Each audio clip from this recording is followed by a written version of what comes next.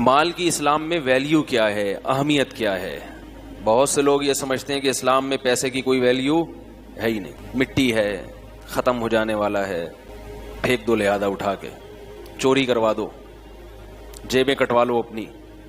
تو اس پر میں نے دلائل دیے تھے کہ اسلام میں مال کی کتنی اہمیت ہے، تو وہ دلائل میں ریپیٹ نہیں کروں گا، پچھلا بیان میرا یوٹیوب پہ ہے، سن سکتے ہیں آپ۔ اس پر پھر ایک اشکال ہوتا ہے کہ ایک طرف تو قرآن کہتا ہے کہ یہ دنیا کی زندگی کھیل ہے، تماشا ہے، لہو و لعب ہے، یہ جو کچھ دنیا میں ہے تھوڑا سا زندگی کا سامان ہے، اس سے دل نہ لگاؤ۔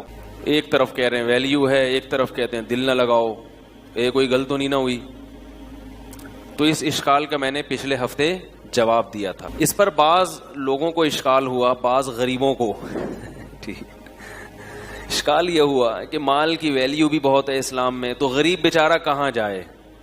یعنی خود اسلام بھی دولت کی اہمیت کو بیان کر رہا ہے بھائی، تو غریب کا تو ایک ہی سہارا تھا، اللہ اور مذہب، تو گویا مذہب نے بھی غریب کو یعنی یہ قرار دے دیا غریب کے بارے میں، مذہب نے بھی یہ بتا دیا کہ یہ کیا ہے، بیچارہ غریب ہے، اس کے پاس اللہ کی نعمت نہیں ہے، تو وہ تو اور زیادہ احساس کمتری کا شکار ہوگا نا غریب آدمی یہ سن کے۔ دیکھو بھائی، جب دولت اللہ کی نظر میں اس کی بہت قیمت ہے، تبھی تو ضائع کرنے سے منع کیا ہے۔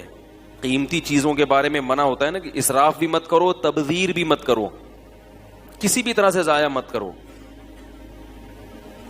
اور بتایا یتیم بچے کو اس کا مال اس کے حوالے نہ کرو، بالغ ہو جائے پھر بھی نہ دو کہ ضائع نہ کر دے، کیونکہ اس کی بڑی قیمت ہے۔ جعل اللہ لکم قیاما، زندگی تم اسی سے گزارتے ہو۔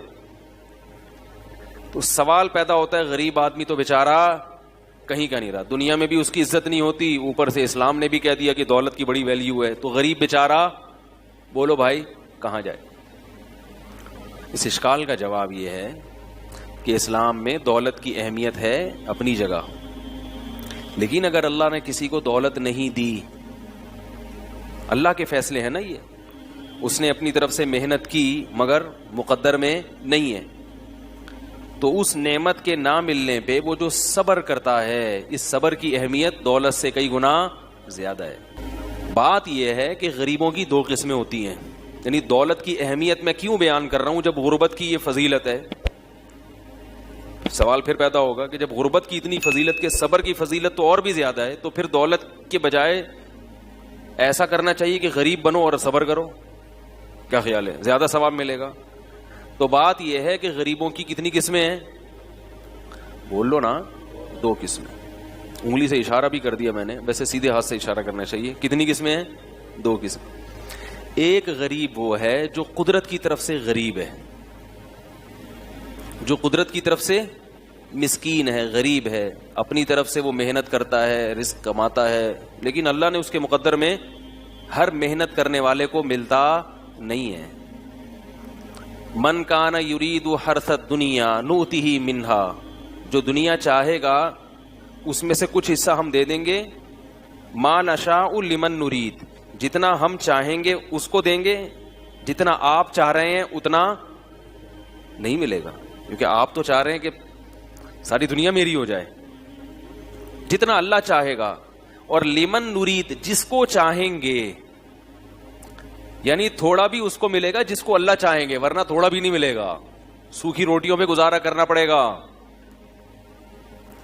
یہ جو مشہور کتابیں ہیں نا انگلش میں، جو آج 7 کامیاب ترین لوگوں کی علامتیں، اس قسم کی بہت ساری کوالٹیز انہوں نے ذکر کی ہیں کہ جو بڑے بڑے کامیاب لوگ ہیں، یہ آج کل بہت معاشرے میں چل رہی ہیں کتابیں، یہ اچھی کتابیں ہیں، پڑھنا چاہیے، اس کا میں مخالف نہیں ہوں، لیکن ایک بات ہے کہ جتنے بڑے بڑے کامیاب لوگ دنیا میں گزرے ہیں ان کی علامات انہوں نے ہائی لائٹ کی ہیں، یہ ان میں کوالٹی تھی، یہ کوالٹی تھی، لیکن ایک سروے آپ ایسا کریں جو میں آپ کو کہہ رہا ہوں کہ یہ کوالٹی بہت سارے لوگ ایسے گزرے جن میں ڈبل تھیں مگر وہ کامیاب نہیں ہوئے۔ ایک ایسی کتاب بھی مارکیٹ میں لے کر آئے کہ تمام کی تمام کوالٹیز ان لوگوں میں تھیں مگر وہ کامیابی جس کو گورا کامیابی کہتا ہے، اور جس کامیابی تک پہنچانے کے لیے وہ کتابیں لکھ رہا ہے، وہ کامیابی جس کو اللہ کامیابی کہتے ہیں وہ الگ چیز ہے، اس کے لیے محنت کبھی بھی رائے گاں نہیں جاتی۔ اس کے لیے تو اللہ نے صاف طور پر بتا دیا من کان یرید الآخرہ. کیا ہے من کانا؟ سورہ بنی اسرائیل کی آیات. من اراد الآخرہ وسعى لها سعیها وهو مؤمن فاولئک کان سعیهم مشکورا. جو آخرت کی کوشش کرے گا اور ایمان بھی ہوگا، اور کوشش بھی وہ جو اللہ نے بتائی ہے، اپنی طرف سے اخپل طریقے والی کوشش نہیں. پشتوں میں اپنے کو کہتے ہیں اخپل. اخپل طریقے والی کوشش نہیں، جو اللہ نے بتائی ہے.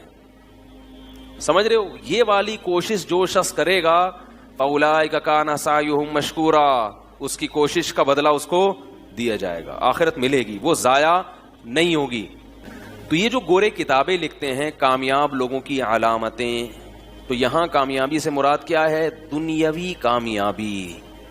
کون سی کامیابی؟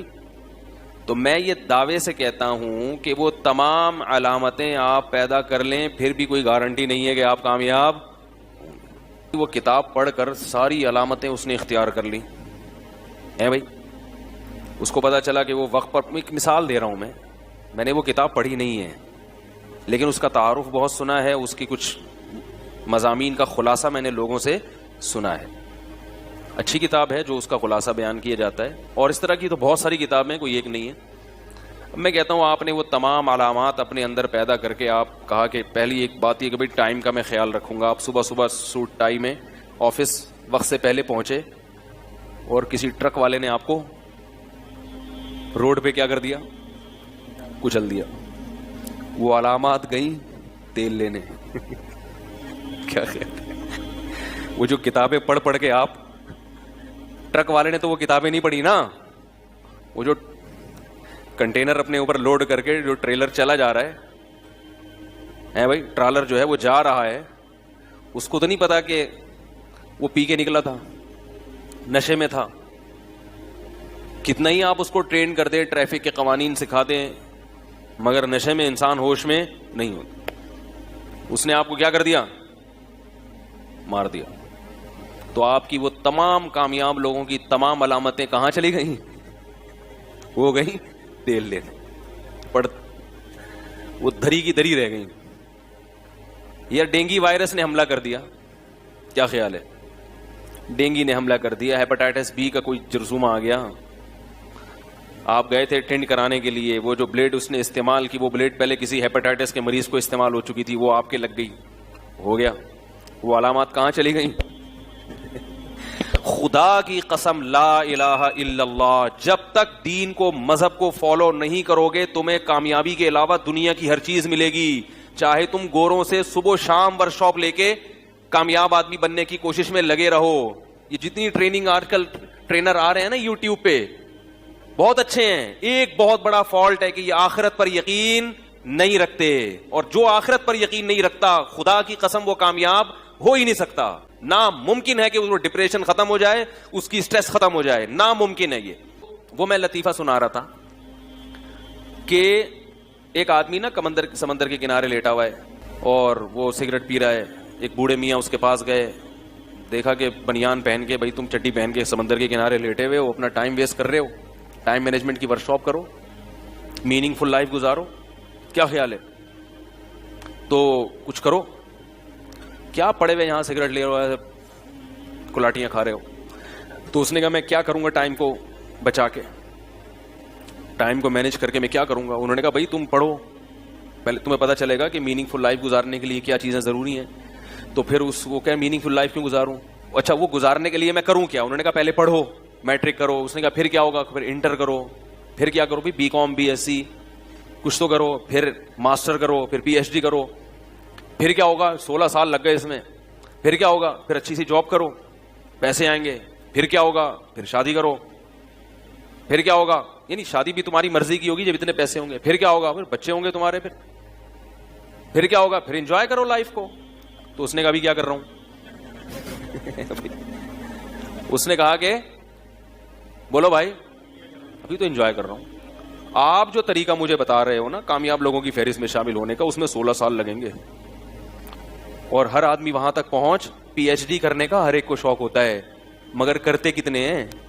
ہمارے ایک دوست کو سی اے کرنے کا شوق ہوا، بیچاروں کی آدھی زندگی سی اے کے چکر میں ہی لگ گئی, ابھی تک سی اے نہیں ہو پایا. تو اس نے کہا کتنے لوگ, پھر چلو یہ سارے مراحل سے گزر کے پی ایچ ڈی کر لیا ہم نے, اپنی مرضی کی بیگم تلاش کی. تلاش ہر آدمی اپنی مرضی کی کرتا ہے, نکلتی اپنی مرضی کی ہر ایک کی, وہی سرگنجا کرنا شروع کر دیتی ہے. ہمارے حضرت ایک واقعہ بتایا کرتے تھے کہ ایک فیکٹری کا مالک تھا, نہیں ایک آدمی نے شادی کی کسی فیکٹری کی مالک خاتون سے. لوگوں کو شوق ہوتا ہے نا, بہت عقابی نگاہیں ہوتی ہیں, بہت اوپر دیکھنے کا, تو وہ کر لی انہوں نے. اب وہ بیگم صاحبہ ان کی, وہ انہوں نے ایسا کھینچ کے رکھا اپنے میاں کو, بالکل غلام بنایا. اب یہ بیچارہ بہت مصیبت میں آ گیا, وہ جب چاہتی اس کو ذلیل کر دیتی, اور اللہ معاف فرمائے کہنا بھی اچھا نہیں لگتا, ان کی دوستیاں بھی بہت مردوں سے. اب یہ پریشان ہو گیا تو حضرت کے پاس آیا. حضرت نے فرمایا کہ بھائی طلاق دے دو. جب یہ تک نہ یہاں تک نوبت پہنچ گئی تو ناقابل برداشت ہے نا, کہ اس کے فرینڈز بھی ہیں ماشاءاللہ, کہتے میں طلاق نہیں دے سکتا. کہا کہ کیوں نہیں دے سکتا؟ کہ اس نے کہا ہے کہ اگر طلاق کا نام بھی لیا نا تو میری فیکٹری کے جتنے ملازم ہیں سب مل کے کوٹیں گے تمہیں, سب سے پٹواؤں گی اور اتنا ماریں گے کہ ایک ایک بوٹی بھی حصے میں نہیں آئے گی. تو ہمارے حضرت نے جب یہ جملہ سنا تو حضرت نے فرمایا ضرب الحبیب زبیب, محبوب کی مار کشمش کی طرح ہوتی ہے, کھاؤ اور کشمش کے مزے لو, بھگتو. ٹھیک, کیا کرو؟ بہت اونچے خواب جن کو دیکھنے کا شوق ہوتا ہے نا, کامیاب انسانوں کی فہرست میں شامل ہونے کا.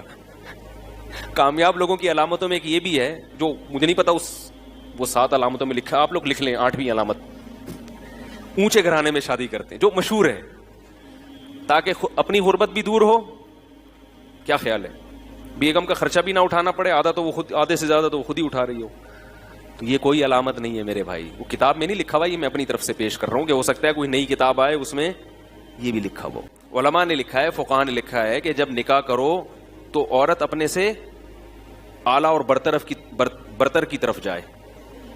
سمجھ رہے ہیں؟ لڑکی دیکھے کہ یہ لڑکا مجھ سے کیا ہونا چاہیے, بہتر نہ ہو تو پیرالل ہو, ہم پلہ ہو, کمتر نہ ہو, کیونکہ عورت ماتحت ہوتی ہے. صحیح ہے نا؟ شوہر ایک طرح سے باس بھی ہوتا ہے. باس اگر میٹرک پاس ہے اور اس کے جو نیچے امپلائی ہیں وہ پی ایچ ڈی کیے ہوئے ہیں تو چلے گا؟ وہ ہر وقت کیڑے ہی نکالتے رہیں گے, ابھی یہ باس کو دیکھو سالے دستخط کرنے آتے نہیں ہیں. ٹھیک ہے نا, نہیں چلے گا ایسا. ہمیشہ باس ایسا رکھا جاتا ہے جو خاندانی لحاظ سے بھی تھوڑا بہت دیکھتے ہیں وہ لوگ, زیادہ نہیں, لیکن کچھ تو انٹرویو تو لیا جاتا ہے نا, دیکھا جاتا ہے کردار کا کیسا ہے. تو باس ہمیشہ, تو عورت کا شوہر جہاں اس کا شوہر ہے وہاں تھوڑا تھوڑا زیادہ نہیں. اس لیے کہہ رہا ہوں کہ کہیں گھر جا کے چنگیز خان نہ بن جائیں جا کے آپ. تو ہر آدمی کہتا ہے میں باس ہوں بھائی, ایسا نہیں کریں, ایسا کریں گے تو کوئی بھی نہیں آئے گا. ٹھیک ہے, تو بہرحال سربراہ ہے, تو وہ کیا ہو کہ وہ ذرا اپنے سے اوپر خاندان میں جائے, اور مرد کیا کرے, تھوڑا سا زیادہ اوپر کی نہ سوچے, وہ اپنے سے ذرا نسبتاً کمتر میں شادی کرے تاکہ وہ آپ کی فرما برداری کرے, ماتحت بن کے چلے. یہ قدرت کا بنایا ہوا نظام ہے, اس کو خراب کرو گے کہیں کہیں اس کے برخلاف ہو سکتا ہے, کہیں کہیں اس کے برخلاف ہو سکتا ہے, لیکن عام اصول اور ضابطہ یہی ہے. تو خیر, تو اس نے کیا کہا کہ بھائی میں ابھی کیا کر رہا ہوں, مزے کر رہا ہوں. تو بات یہی ہے کہ گورے جو یہ کہتے ہیں کہ میننگ فل لائف, بھائی جب زندگی کا مقصد مزے اڑانا ہے, آخرت ہے ہی نہیں, مقصد مزے اڑانا ہے, تو پھر یہ کیا کہ موت کے وقت میں یہ تصور کروں گے میں نے کیا کھا پایا, وہ پھر تو یہی تصور کرے گا کہ میں نے کتنے مزے اڑائے. کیا خیال ہے؟ اور مزے نائٹ کلب اور شرابوں میں بہت ہیں, تو وہ میننگ فل لائف نہیں بلکہ میننگ لیس لائف کی طرف جائے گا. وہ سمجھ رہے ہو کہ نہیں سمجھ رہے؟ تو جب تک آخرت کا یقین نہیں ہے انسان کا بچہ بن ہی نہیں سکتا. جلدی سے اس کو سمیٹتا ہوں, وقت کافی ہو گیا. تو دیکھو غریبوں کی 2 قسمیں. ایک غریب وہ ہوتا ہے جو اپنی حرکتوں کی وجہ سے غریب ہو. کس کی وجہ سے؟ حرکتوں کی وجہ سے. پڑا سوتا رہتا ہے, نہ پڑھتا ہے, نہ دکان وقت پہ کھولتا ہے. ہمارے محلے میں ایک صاحب کی دکان تھی, پرانا محلے کی بات کر رہا ہوں, ان کو نہ جا کے تنگ کریں آپ. ان کے پاس جب بھی جاؤ بھائی صرف چاہیے, یا صرف تو ہے ہی نہیں یار, وہ تو میں جوڑیا بازار سے لانا ہی بھول گیا. اور کچھ بتائیں مولوی صاحب, یار ایسا کرو وہ بریانی مسالہ مل جائے گا، ارے یار وہ تکہ لے لیں. میں نے کہا یار تمہارے ساتھ یہی ٹینشن ہے، ہم دور سے لے لیا کریں گے. ایک ہی شاپ پہ ساری چیزیں نہ ملیں تو آدمی کو بھائی جب جا رہے ہو تو لکھ کے جاؤ کیا کیا لینا ہے. آپ کی سستی کی ہم کیوں نقصان اٹھائیں. تو یہ جو غربت ہے، اور کچھ دنوں میں ان کی دکان کیا ہو گئی؟ بند. اب کہہ رہے ہیں یار میں غربت، ہمارے نبی بھی کیا تھے؟ مسکین تھے. تو یہ والی مسکنت آپ کی سستی کی وجہ سے. تو خیر، تو غریبوں کی کتنی قسمیں ہیں؟ ایک وہ جو اپنی حرکتوں کی وجہ سے سستی کاہلی کی وجہ، ایسے غریب کو صبر پہ ثواب نہیں ملتا. وہ جو پریشان ہے تو ٹینشن تمہاری اپنی ہے. ایک وہ ہے جو اللہ کی طرف سے مقدر. تو ہاں بات یہاں سے شروع ہوئی تھی کہ آپ بسا اوقات کامیابی کی پوری کوشش کرتے ہیں مگر آپ کے مقدر میں رزق نہیں ہوتا. اس پہ میں نے ٹن لیا تھا کہ پھر گوروں ٹائم مینجمنٹ کی طرف آیا تھا میں. تو آپ کے مقدر میں ہوتا ہی نہیں ہے.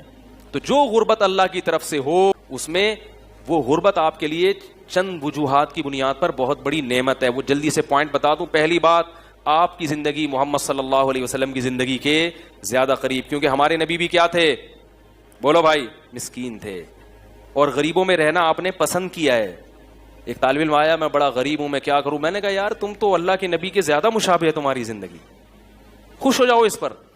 دوسرا، نبی نے فرمایا غربا جنت میں زیادہ جائیں گے اور مالدار جنت میں کم جائیں گے. سوال پیدا ہوتا ہے دولت جب نعمت ہے تو جہنم میں کیوں لے کے جا رہی ہے؟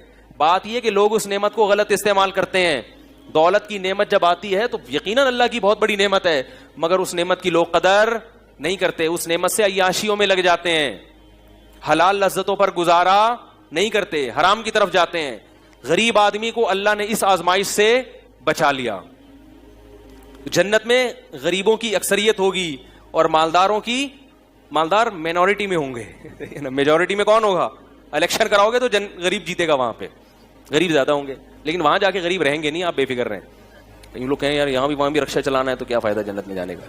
اور تیسری بات، غریب کا حساب کم ہوگا، وہ جنت میں پہلے جائے گا. مالدار کو حساب زیادہ دینا پڑے. کسٹم میں اگر سامان زیادہ ہو تو ٹائم لگتا ہے نا چھوٹنے میں، اور اگر کچھ ہے ہی نہیں ہے، گھڑی ہے بھائی تلاشی لے لو، وہ کہیں کچھ بھی نہیں لایا، نکل لے بھائی یہاں سے، جا جلدی سے نکل، ٹائم ویسٹ نہیں کر. تو فرشتے کہیں گے نکل لے بھائی یہاں سے، ٹائم ہمارا ضائع نہیں کر، نکل جاؤ جلدی سے. جو مالدار ہے وہ چوڑے میں اس کو پوری بینک اسٹیٹمنٹ پیش کرنی پڑے گی اپنی. کیا خیال ہے؟